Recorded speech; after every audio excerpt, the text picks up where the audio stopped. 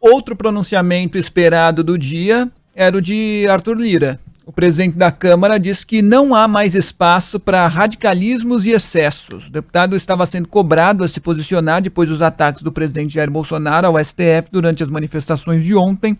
Lira não falou em impeachment, mas disse que é preciso dar um basta na crise. Conversarei com todos e com todos os poderes. É hora de dar um basta a essa escalada em um infinito looping negativo.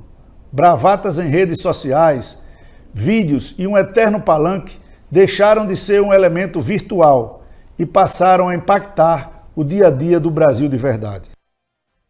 As falas golpistas de Bolsonaro mobilizaram o PSDB e o PSD, também o Solidariedade e o MDB, a discutirem um apoio ao impeachment do presidente da República. É prerrogativa exclusiva de Arthur Lira dar prosseguimento aos processos. Hoje de manhã, o vice-presidente da República, Hamilton Mourão, diz que não vê clima para o impeachment. Para ele, o governo tem maioria confortável na Câmara. Começando pelo fim, o vice Hamilton Mourão, obviamente, não quer ser visto, apesar de estar escanteado no governo Bolsonaro, como alguém que articula um impeachment, do qual, em termos de subida a um cargo maior, ele seria o principal beneficiário. Então ele sempre acaba passando algum tipo de pano, colocando panos quentes na situação.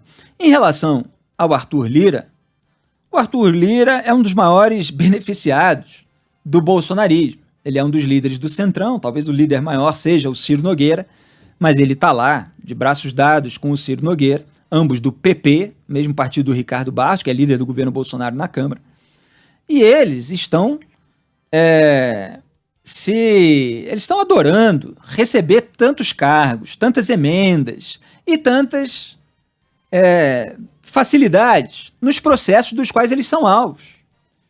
E aí eu volto para a questão original aí da bandeira das manifestações do 7 de setembro contra o Supremo Tribunal Federal. Qual Supremo? Porque tem o Supremo que avança a impunidade do país.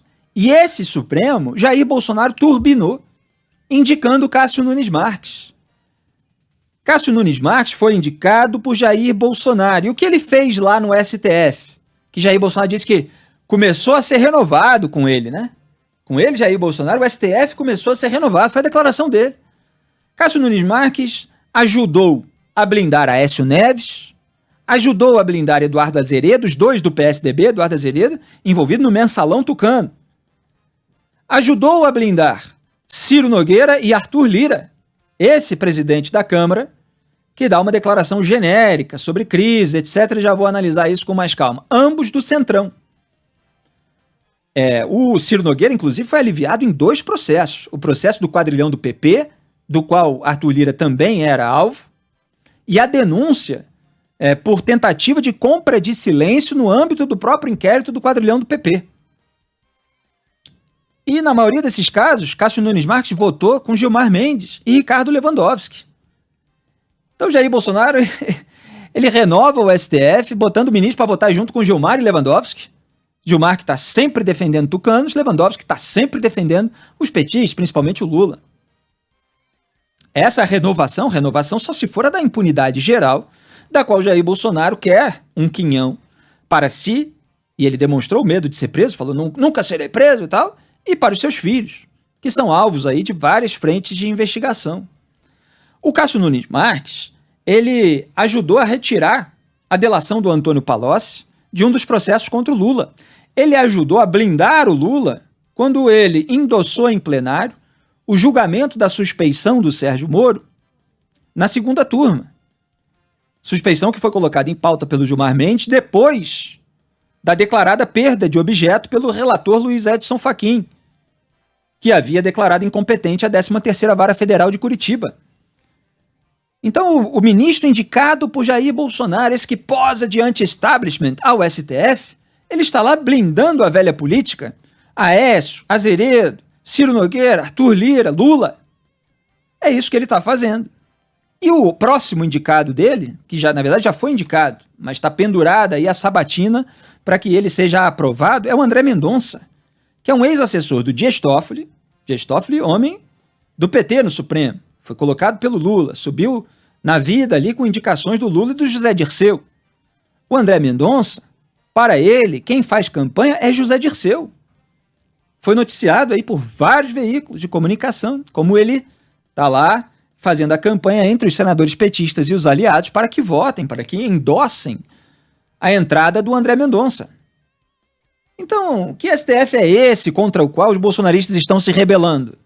É o STF que reage a ameaças, às vezes, né, não sempre, muitas vezes no inquérito dos atos antidemocráticos pedido pelas PGR bolsonaristas, às vezes no âmbito do inquérito das fake news que foi endossado por Jair Bolsonaro, André Mendonça e Augusto Aras. Eles estão defendendo o STF da impunidade geral.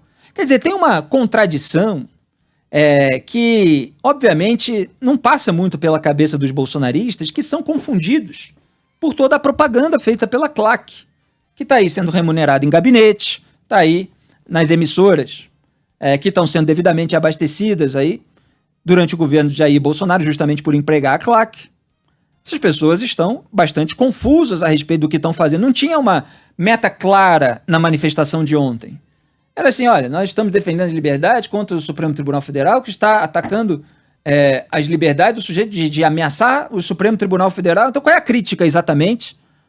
A atitude do Supremo Tribunal Federal, que não seja uma reação àquilo que é previsto como crime na legislação brasileira.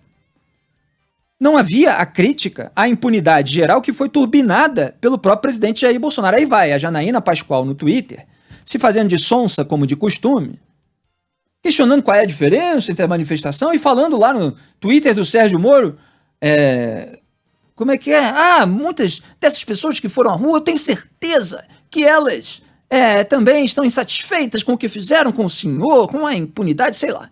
Nesse tom, né? E o Sérgio Moro falou, olha, isso não era a pauta dos líderes dessas manifestações. Não é a atitude desses líderes. Se há pessoas assim, então elas estão sendo enganadas. Porque a família Bolsonaro está lá turbinando a impunidade da qual quer fazer parte, com a qual quer ser beneficiada também.